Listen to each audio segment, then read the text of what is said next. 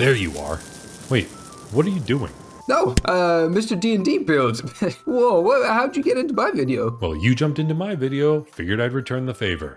Plus, you left me looking like a Mindflyer. Yeah. Sorry about that. It just seemed kind of funny at the time. I'm sure it was hilarious for you. So, can you turn me back now? Well, I could? What is this? What is that? Oh, yeah, so your Gojo build was great, but I thought he could be even more powerful. And with this skill tree, we can juice him up and also... I see. And can it turn me back into a human again? Yeah, sure. Go step on that. This? Yeah, right there. Perfect. We're gonna... Oh. Huh. Thanks. Feels nice not to have tentacles on my face anymore. So, does this thing still work? Of course it does. Let me show you.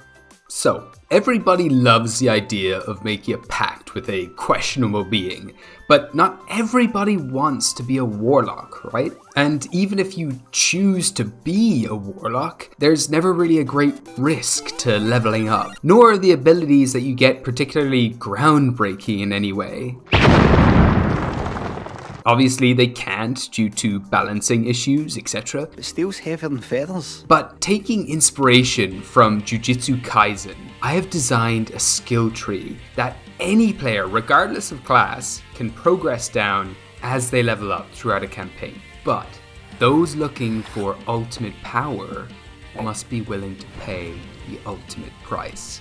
In the world of Jujutsu Kaisen, binding vows are made all the time, considered by many to be essential tenets in the world of Jujutsu sorcery. They bestow upon the sorcerer great power in exchange for an uncanny price. There are many different types of pacts in this series, but we can break them down into 3 simple categories. A self-imposed vow is a contract made with yourself that usually restricts your abilities somewhat in order to gain more power in other ways. Vows with others, as you might imagine, are contracts made between 2 or more individuals where all participants must agree to a set of certain terms, similar to your classic D&D Warlock pacts. And then finally, there are vows formed due to a divine intervention, which are a little more mysterious in nature. These vows usually result in an individual being born with abnormally powerful gifts in exchange for their physical or magical prowess. If you want to know more about Jujutsu Kaisen, what it is, and how I turned some of the elements of it into D&D mechanics, check out my other video where I cover domain expansions right over here. And just before I start rambling on about skill trees and such, you might want to check out my previous video that I did first, where I cover the basics on how this little system of mine works. But when you've done so, let's hop right in and take a deep dive into this skill tree of cursed pacts. So, here it is, in all of its glory.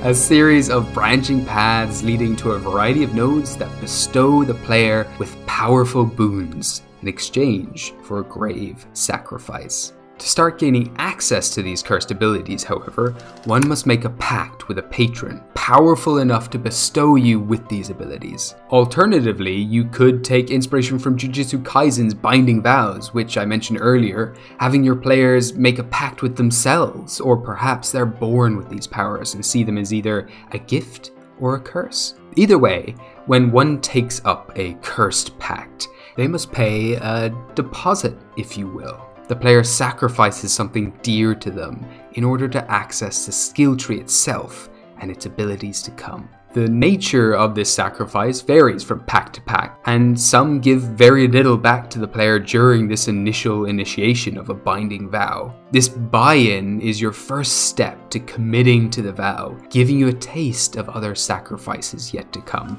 On that note, however, let's take a look at each of these pact types and some of the abilities they hold. Starting off, we have the Pact of Physical Augmentation. In the world of JJK, certain sorcerers are born with stronger or weaker affinities to cursed energy. In D&D's case, we'll use magic or magical potential instead of cursed energy. Some people are sometimes born with little to no cursed energy, but are still technically born as a Jujutsu sorcerer. This is often due to a divine binding vow. Some higher power takes away the sorcerer's cursed energy, but instead leaves them with incredible physical abilities in their wake. The Pact of Physical Augmentation is an ideal pact for any martial-based character to take, and could be offered by any patron of immense Herculean power. Or, like any of these pacts, it could alternatively be a pact that you make with yourself, taking a vow to never touch magic again. When you enter this pact, you no longer can cast spells. In exchange, you choose one physical attribute and increase that ability score by 2. After entering this, or any other pact, every time you level up, you gain 1 pact point, which you can spend unlocking a node and its abilities on this skill tree. Sometimes abilities cost more than 1 pact point to unlock, but when they have been, they give you a whole new set of powers in exchange for something precious to you. The Pact of Physical Augmentation offers a variety of different abilities. One, for example, is Overtime, which lets you add an additional 10 plus half your level points of damage to your attack, but only when you have no hit dice left. And so, as long as you still have hit dice, your damage is reduced by 1 for every unspent hit dice you currently have. Perfect Ratio combos nicely with this ability, allowing you to spend hit dice in order to gain advantage on attack, which also gives you a nicer additional use for hit dice. There are other abilities here too that fortify you against magic in different ways, while in turn nullify the beneficial effects of magic on you, such as healing spells or the use of charges on magical items. And then, on top of all of this, I had to add the ability for JJK's iconic Black Flash. In this series, if a character manages to land a Black Flash, it brings them into a state of deep focus, like an athlete entering the zone. And so if you have unlocked this ability and land a critical hit, the next attack you make has advantage, increasing the likelihood of comboing another Black Flash after that. There's also an ability here called Simmer that lowers the number you need to get a critical hit, and this is perfect for anyone looking to build a smiting machine.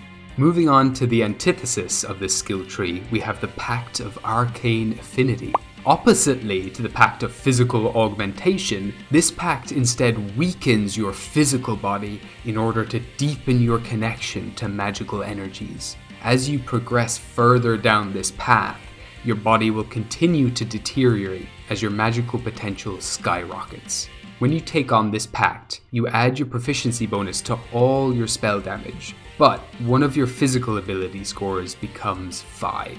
Later on, you can take up Potent Sorcery, so all of your spells are cast 1 level higher, but in exchange you become less mobile, reducing your movement speed by 10 feet. You can choose to increase your spell accuracy or DC in exchange for your capability to use weapons effectively, with abilities such as Spell Expertise or Irresistible. This pact allows you to eventually become a Withered Husk in exchange for an almost infinite source of magical power, being able to save and tuck away unused spells every day. This pact is pretty hardcore and really tests a player to see how much they're willing to give up in exchange for unlimited power. Some pacts, however, don't always ask you to give up something immediately. The Pact of Blood Manipulation instead gives you all the tools you need for self-destruction and sits back while you do all the work. When taking up this pact, you gain abilities that allow you to manipulate your own blood. However, each blood technique you learn has a cost, which is the number you must reduce your maximum hit dice by in order to use it.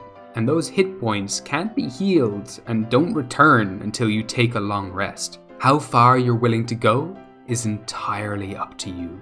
These powers can range from safe and minor, like Hemosight, which allows you to see through a droplet of your own blood, to easily fatal, like the use of Sanguine Strings, that lets you manipulate your own dying body to still take actions on your turn. But out of all the abilities in this skill tree, I think my favorite is one that I have simply called Blood Laser. For any of you daredevils or masochistic players, this is the pact for you.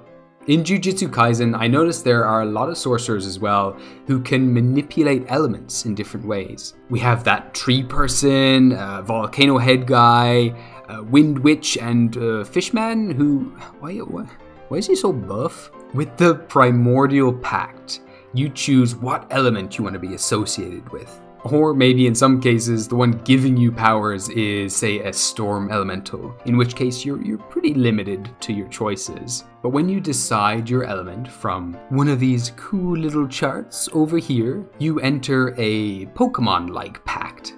Now the elements or damage types to the left and right of the element that you chose become your counterparts. So as you deepen your connection to your associated element, you increase your vulnerability to these opposing forces. The ability Severance on this tree lets you remove any of these weaknesses, thankfully. However, doing so completely cuts you off from your own element, denying you of any of the other abilities you may have acquired on this tree. This pact focuses completely on the use of a single elemental damage, allowing you to augment every spell you cast so it only deals, say, fire damage, or bolstering every weapon attack you make with an elemental infusion. On this journey, you will learn to strengthen your elemental pact damage to such extremes that you can bypass other creatures' resistances or even immunities to your damage type. But all the while, your elemental counterparts wait just around the corner to knock you down a peg whenever you fly too close to the sun. And now, we have finally reached the most questionable section of this tree, that associated with Gojo himself. This one is made just for you, Mr. D&D Build, sir, or for anyone else who wants to be far stronger than they should be in their own universe. Entering this pact exposes you to the endless and infinite possibilities of the universe. You see everything, everywhere, all at once. This process is so mind-numbingly overwhelming that you must remove your own eyes in order to limit your perception and preserve your own sanity. You give up your eyes and become blind. As you continue down this path, your understanding of what reality is will erode, along with your sanity, humanity, and physical presence in this world.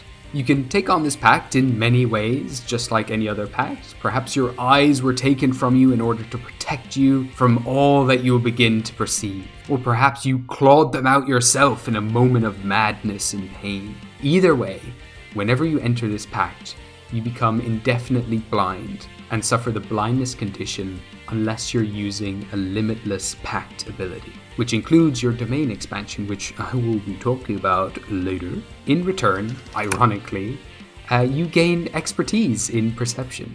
Right off the bat, one of the first abilities you unlock is Gojo's impressive power of blue attraction. You choose a point you see, and any creatures or objects within 15 feet of that point are pulled towards its center, and all things pulled in this way take a bunch of force damage. But after choosing to use this ability, you put your own body at risk.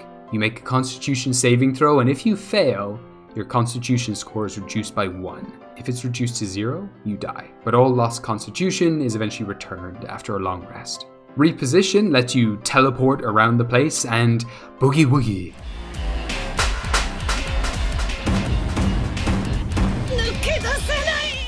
Boogie woogie is just a power I couldn't not put in here. If you clap, you swap the positions of two creatures. Later on, when you learn how to regenerate your own body with the regenerate ability, you're only one step away from learning how to rebuild your own mind, reworking how you think to be able to invert your blue attract ability to allow you to now use the ability repel. Working in a similar fashion to attract, you deal a bunch of force damage to a collection of targets and repel them away in all directions from a point of your choosing. But of course, this comes at a cost. This time, your own sanity, potentially reducing your own intelligence as you rewire your brain. Lastly, Hollow Purple combines the positive and negative properties of red and blue to create Zero, an area of pure nothingness. Any creatures or objects reduced to 0 hit points by this ability cease to exist and become 0.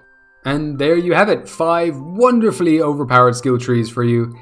Keep in mind that a lot of these abilities are loosely inspired by Jujutsu Kaisen. I've taken many creative liberties with their abilities and how they typically work in the series in order to better fit them into the mechanics of D&D. I've kept them varied and broad enough so that they can be easily reflavored as well to better fit a character's aesthetic or build. And I've also whacked in a bunch of non-JJK related abilities in there too. I wanted these skill trees to feel super customizable, to make you feel as a player like you're developing your own curse techniques of sorts as you make this journey of power and sacrifice. And also, yes, a lot of them are very overpowered, but I tried to balance that with the equivalent sacrifices. The greater the risk, the bigger the reward. Now, there is one last part on this skill tree that needs to be addressed. One large, unanswered question right at its center.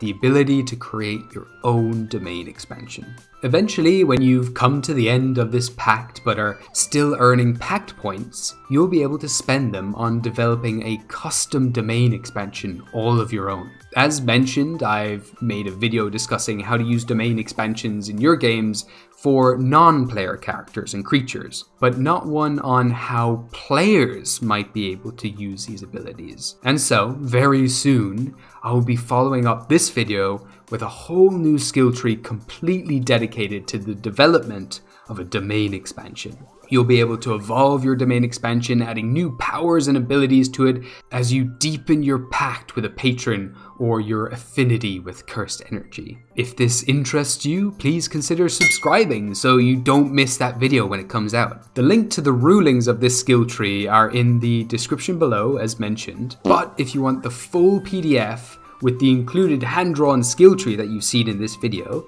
you can find it over on my Patreon. Thank you so much for making it to the end of the video, and if you enjoyed it, please give it a little like, and also go check out D&D Builds and his amazing videos where he takes on fictional characters and shows you how to play them in D&D. His Gojo video should be coming out very soon, so go subscribe to him too so you don't miss it. Also, thank you to all of my patrons, all of the new patrons who have joined me on Patreon. Thank you all so much.